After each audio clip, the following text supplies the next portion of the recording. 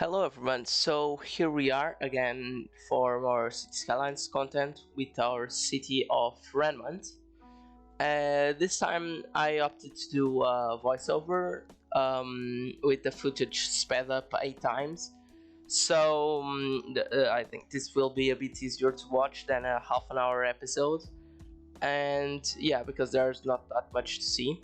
The first thing I'm making here is an industrial area to provide jobs for the city, because it is lacking a bit of an area for local produce to exist and for people to work at. You can see here 4 rails that I'm going to build. I try a lot of different configurations, even trying to plop a train station, but I think it works the best if I just make 4 separate rails with one that is actually functional, to pretend that some trains would come and deliver and get some goods to export and import throughout the city. I'm going to build a tree-based industry, so like using the farming industry of the Industries DLC. I'm going to plop some of the normal tree farming buildings. You can see me using procedural objects and painting the soil with the rain brush from the surface brush tool to give a sort of small station, small yard look to the station area. And that would be the area where the trains would unload or load with cargo, and then some trucks would go around and pass that cargo along to the respective buildings in the city. I start with a wavy rolled layout for the industry area in a sort of way to avoid the trees and make it look a bit more organic. And shortly after, you can see me making the intersections a bit bigger to allow the trucks to move more naturally instead of making sharp 80-degree bends. And I'm using Bob to remove some props and some plants from the vanilla buildings so that they look better and I can use the type of trees that I want.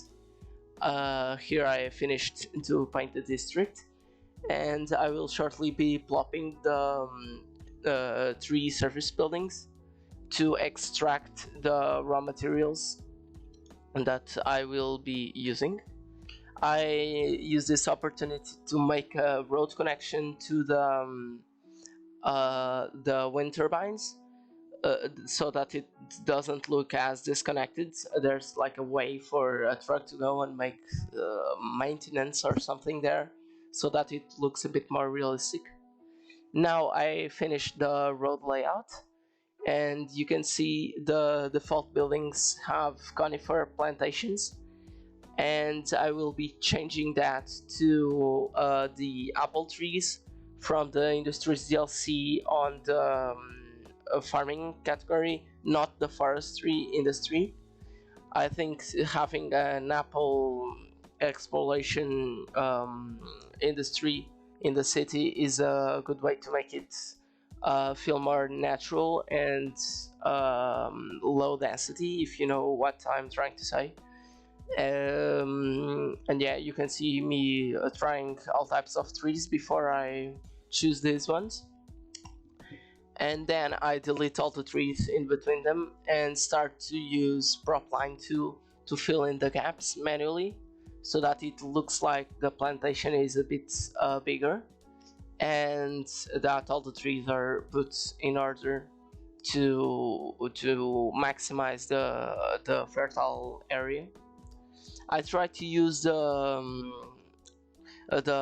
bendy like type of tool, but I think it looks a bit bad, so I end up changing it. And I place some trees individually here to complement the Propline tool, so that it gets that finished look.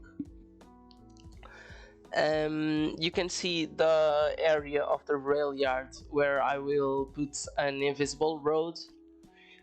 for the trucks to load and unload with the train. I think there is no trains on this recording because the demand was very low, and as I'm using the improved outside connections mod, you don't actually get any trains or any extra vehicles if you don't have enough demand for it. So you can see here the invisible road, and I place some bollards around it so that it at least delineates the area where it goes. I think it looks a bit nicer that way. And then a bit after that, I will be putting some containers and some trash cans and stuff near the train station and around the industry area, so that it looks more realistic and not just some bland empty area. Um, Beyond the normal extraction buildings with the trees, you can see the areas for the raw materials to be stored, like the tree log yards for the trucks to unload the logs for them to wait for further processing or to be exported. And I complement those areas by filling the places that aren't filled with the building itself, with some stuff like trucks, containers, and general like boxes and stuff. I think that extra detailing gives it a nicer look. You can see the thing coming together after making the trees and the extraction buildings and processing buildings. They look very complete with that extra detailing. And yeah, now we have basically half of it done, and I'm trying to get the yard filled with some containers.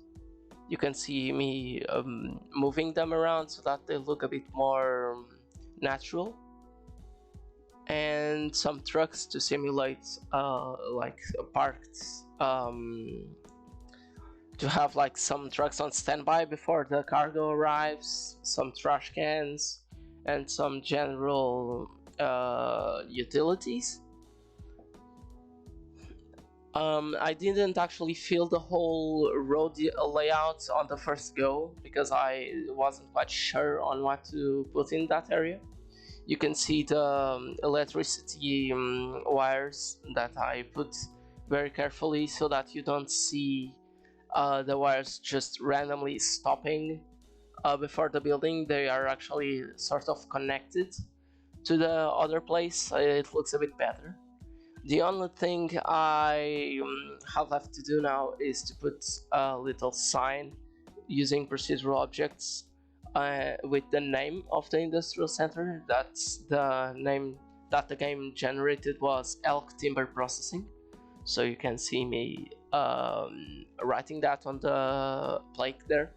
I tried to make an arrow to point at the entrance, but it just looks terrible. So yeah, I ended up just deleting it and leaving it be. But there was still a lot of empty space in the plate, so I just typed industrial area there, and it looked good enough. So now there is a lot of residential demand there, and you can see me plopping some parking spaces and hangout markers, but they didn't actually work. And just reducing the speed limits around the area to 10 kilometers an hour so that the trucks go very slow and they turn more naturally. And now I'm just trying to get some cinematic shots that don't look good because I sped up the footage 8 times. And yeah, that's basically it. That's the first step of the industrial area. So see you next time when we end the industry area, and when we end up making some extra blocks for the city. And that's it for me. So see you next time.